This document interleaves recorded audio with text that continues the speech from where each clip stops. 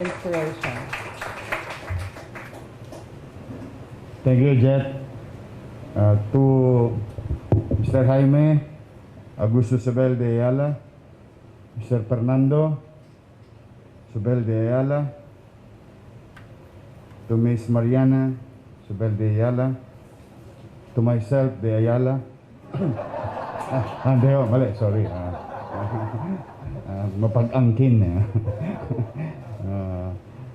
Sa ating pong mga kasamahan sa Ayala family, Raul Maranan, Paulo Borromeo, Dindo Fernando, Maripi Halandoni, Rosalie Chali Dimaano, Darwin Salipsip, Joel Belbes, Rina Regani, at ang aming partner sa national government, Director Corazon Flores, Department of Health. Sa ating mga masisipag na konsyal na nandito, alam niyo, madalas ako yung nakikita ninyo, pero sa totoo, I cannot do it alone and I cannot face it alone. Talagang malaking bagay ang pagkakaisa ng mga tao sa pamahalaan. Kaya nais kong batiin ang ating minamahal na nag-iisang pinakamagandang Vice Mayor. Nag-iisang pinakamaganda. Dahil isa lang po ang Vice Mayor sa Maynila. Vice Mayor Hani Lacuna at ang kanyang ex-boyfriend na si Dr. Pox Pangan, na aming director sa Manila Health Department, because now is mag-asawa na sila. Liga President Lay Lacuna, Councilor. Sa Councilor Abante, Councilor Philip Lacuna, Councilor Lu, Councilor Joel, Councilor Castañeda, at ang sa kabilang distrito. Pero tamang nagpunta siya rito, bagay na Councilor Uy ng 6, at si Cusel Monyo Pangko, dyan lang yan, distrito niya, na sa boundary lang. At ang ating, sana Siskon, ayan, pinakamatapang kong, isa sa pinakamatapang kong doktora sa syudad. At ang ating minamahal na Direktor Padilla, at sa lahat ng ating mga doktor, nurses, medical frontliners, magandang umaga sa inyo. Una po ay taus-puso po ang aming pasasalamat sa pamilya Ayala. Ang hiningi ko lang po, sa totoo lang, I have to be fair with you. One, thank you to President Duterte. Yung isang machine na galing dito, na nandito, ay galing sa DBM, Office of the President. And the other machine na nandito ay galing sa DOH. So, dalawang machine ang nasa loob ng center na ito. So, nung nakakuha na kami ng makina, alam nyo, talagang medyo makapal din ang mukha namin talaga ni Vice Mayor. Sabi namin, o di tatayo na yung building. Sabi ko, Andres, kwentahin nyo na. Then here we are, MDC proposed that they can build it in 14 days. Then siyempre, na-amaze ako because, you know, we are still in the pandemic. Time is always of the essence. It is always of the essence. When there's tragedy, chaos, time is very important. No? And sabi ko kay Engineer Andres, sabi ko, sige, tanungin mo naman yung MDC. Baka pwede makisuyo. Hingi lang tayong diskwento. Opo, yan po ang pinanggalingan yan. Kaya, noong bumalik si Andres, sabi daw, ng pamilya Ayala, meron daw discount. 100% nga lang. Thank you. Kaya siguro talaga naging matagumpay ang pamilya nyo. Dahil totoo ang kasabihan. Ang hindi lumingon sa pinanggalingan ay hindi makararating sa paroroonan. You just mentioned 1834. And in fact, in honor to your family, we've been crossing bridges in Manila, and one of those is named Ayala Bridge, donated by your family. And all other things, as you have mentioned, your partner, makakakita na kayo ng fully air-conditioned public bathroom. Comfort room. Hindi pala bathroom, baka may maligo. Yes. And we're very happy that Globe is going to serve 275,000 public students in this, the new normal of blended distant education. We're very happy because alam namin na yung mga ngalaga sa edukasyon at maitawid yung pag-aaral ng mga kababayan namin ay nasa mabuting kamay. Kaya maraming salamat sa inyo. Now, mga kababayan, makikita po ninyo, alam po ninyo, no? Mukha tayong masaya. Yes, thank you Lord. Sa awa ng Diyos, nakakaraos tayo. Pero gusto kong ipaalala may panganib. At patuloy pa rin ang panganib. Yes, it's true. Data cannot be denied. I think at 2.4 million nighttime population and 3 million daytime population, in 7 months, 7 challenging months, or now, running 7 months, we had about 14,000 plus infection. So when you do the numbers, and when you look at what's in it, the 2.4 million population, you will see that most of these numbers are in the challenging community economically.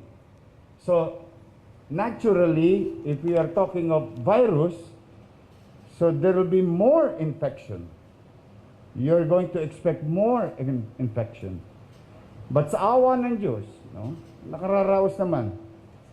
14,000, modesty aside, with the help of our directors, policemen, MHD, tracer, surveillance officer, and all those members of that organization under the Code M plan of the city. And maybe some of you may lang mapapakinggan yun, but most of them know it already. Upon arrival from, well, thank you very much to Ambassador of, a British ambassador.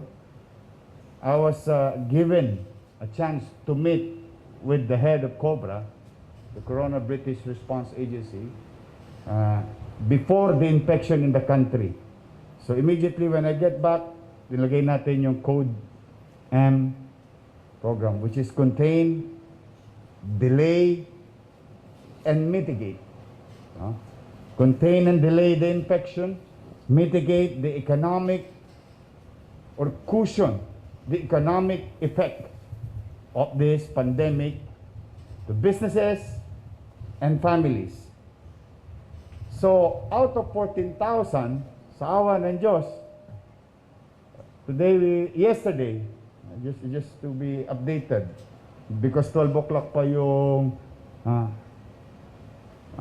real-time update. Yesterday we had only remaining 698 active cases at 32% occupancy rate with our hospital bed capacity, at 42% bed capacity with our quarantine facility, at 15% for special cases in our quarantine facility, those persons who are with dialysis, and pregnant women, because we have been creating Even with the small numbers, we've been creating and we're trying to be ahead of whatever numbers, whether it is exponential or uncontrolled numbers. We really wanted to be ahead, the city of Manila, with the numbers of infection, in the numbers of available space that where we can take care of our constituency. And we are grateful also that at that time, we were the first RT-PCR laboratory sa local government na nabigyan ng DOH, yung ating nasa second floor. As demand rises, we, Honey and I, decided to shoulder the cost to any person. And it's very expensive, but anyway, pera naman ng taong bayan yan. They deserve better things from their government. So, with the COVID contain and delay and mitigate, sa awa naman ng Diyos, kahapon, 13,900 plus recovered. I'm sorry to say that we have about 481 who succumbed from this pandemic. But with the high rate of survival, masaya na po ako. Sapagkat hindi po yun naganap ng overnight. Itong ospital ng Santa Ana sa pamilya Ayala and Ayala family, isa sa kinakatakutang ospital to. You go around, you ask, Santa Ana, punta Santa Ana, Pandakan. No? Kinakatakutan lagi nung araw. Mona Lisa. Ang tawag sa ospital na to, Mona Lisa. They just lie there and they die there. Yes. And ironically, this is a brand new hospital. And I'm not really brand new, but this is like a decade-old hospital. And Dennis Lacuna, and I came up with this idea of this hospital, built by Mayor Lim. But facts cannot be denied that I, as Vice Mayor, and Dennis Lacuna, former councilor of the 6th District, designed this area to have a better hospital for the 6th District. At along the way, medyo neglected because politics and all other things. But I am happy, thank you sa mga doktor at kanya-kanyang department ng Santa Ana Hospital and to our director. Ito po, isa, I think DOH will agree with me, if we are talking of local government, because they have also the best hospital in the national government. But if we talk of local government hospital, I think isa to sa premiadong hospital with regard to COVID-19 sa buong Pilipinas. At thank you kay Siskon. Yan o, ang pinakamatapang ko. Nung dinidiscuss namin noong February, when we were about to open the Manila Infectious Disease Control Center, sagot siya sa akin, Sir, yung HIV nga, araw-araw kinakaharap namin sa Santa Ana, COVID pa. And I was inspired with the people around me, especially the doctors and nurses, carrying the burden, that kind of challenge. You know, it is hard for policymaker and decision maker to send your soldiers in the middle of the battlefield only to find out that they're going to be, you know, a victim of the situation. But hard choices, hard situation, and a lot of prayers, awa naman ng Diyos, na minimize yung epekto sa aming mga frontliners. So, why did we achieve very high, with flying colors? I owe it to my doctors and nurses and health workers. High survival rate because we did not focus on the infection, we focused on the infected. We invested to our facility, to our doctors, to any available science, including available medicine allowed by national government through the UH FDA. We acquire all those things, including high-end equipment. Literally, when we say high-end, you can see it in Makati, in BGC hospitals. Yes, because we wanted to protect every doctors, every nurses, and help at any rate, adopting the principle of temperature. Anything above 0 is positive. So any type of medicine, equipment that will help a person who got infected to survive, doon kami nag-focus. And sa awa naman ng Diyos, with the guidance of DOH and all other partners, the private sectors, yung inasahang maraming death, so far, sa awa ng Diyos, magtuloy-tuloy lang, maganda naman po. And that's why today, we're very grateful. Because this type of approach that we've been doing in our modest way, we are approaching it universally. Yes, this pandemic is a universal problem. That's why we wanted to be inclusive. And we're trying to reach as many as possible, any Filipinos. Filipinos, not only Manileños, that will come to our facility to have such free and available, proper, ample, if not best public health care. Kaya ito'y pinangarap namin kung kami, kasama ng Kuseo ng Maynila at ng Vice Mayor, ang pamunuan ng lungsod, ang tungo namin, matapos ang unang 2 buwan, inadapt namin yung plano namin to the M. From initially implementing the code to contain and delay. Sabi namin, we need to address buhay at kabuhayan. Now, if we are going to talk of kabuhayan, then we must be responsible as individual, as businessmen, and as government to one another. So sabi ko, kung gusto natin proteksyonan yung natitira pang negosyo, yung natitira pang trabaho, for them just to survive. Because nobody, no magician, no mathematician can challenge this statement. Wala nang makakabawi sa nawalang 6 na buwan sa negosyo. And all businesses are really trying to sustain, maintain their existence, looking for a better days, that after the rain, there will be a rainbow. So if that is the case, your city trying to open up little by little with diligence and discipline, then we need this.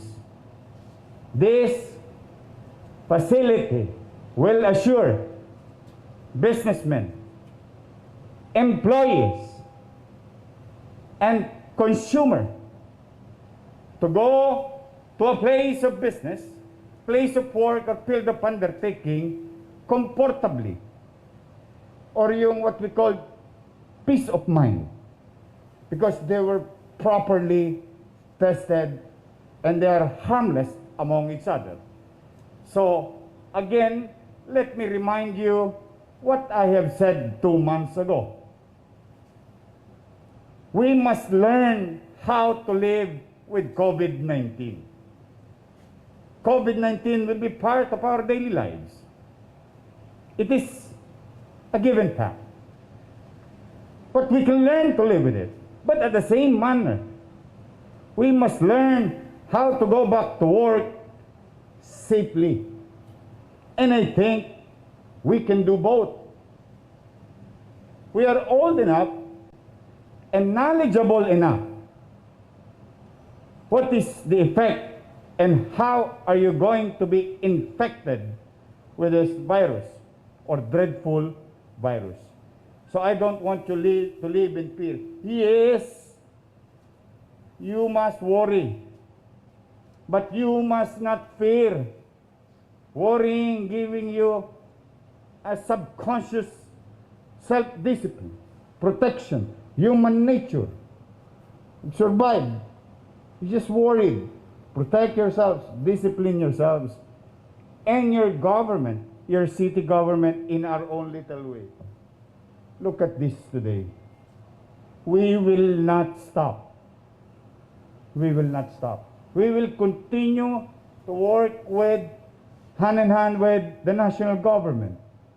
Whatever policy, we'll go to that journey. We will try to innovate and adopt some customary approach for purposes of local knowledge in our city. But generally, we'll be with you. And that's why natutuwa kami. Ang naging kasabay namin, ang lokal na pamahalaan, Lungsod ng Maynila, national government, at kayong mga private sector.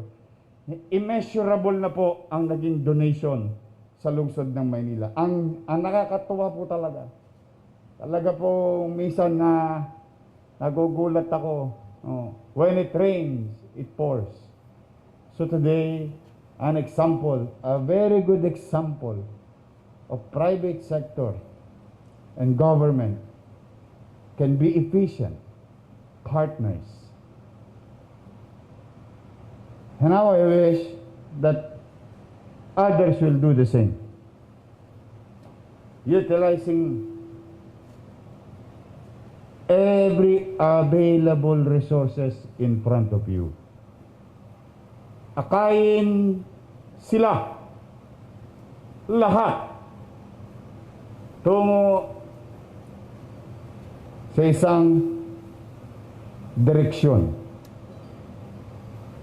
We have a plan. We've been implementing our plan. Are we going to be successful? That I cannot guarantee. But one thing that at the very least that I can guarantee you, to the people of Manila, we will not stop. We will be there with you in our own little way. Magiging kaagapay ninyo ang pamahalaan. Kaya muli, maraming salamat sa mga doktor. Palakpakan po natin sila, mga kababayan ko. Mga nurses, medical professionals, medical frontliners, to Manila Police District, at to my co-workers in City Hall. O tayo naman, total, laway lang ang puhunan natin. Palakpakan natin ang ating private partner. The Ayala Group of Companies and Foundation. Pareho lang ho kami ng ilong. Ng kilay. At paminsan-minsan kulay. Pati sana sa bulsa. But I'm happy, we're honored that you continue to recognize your roots, which is Manila, 1834. Wow. And thank you. Wala na akong maghamit na salita more than the word thank you. Siguro, the very least, we'll just include you in our prayers. That God may continue to guide and bless you. And keep you from harm. The very least that we can do. So again, thank you very much sa inyo lahat. May awa ang Diyos, mga karaos din tayo. Pagpalain nawa kayo ng pong may kapal. Manila, God first.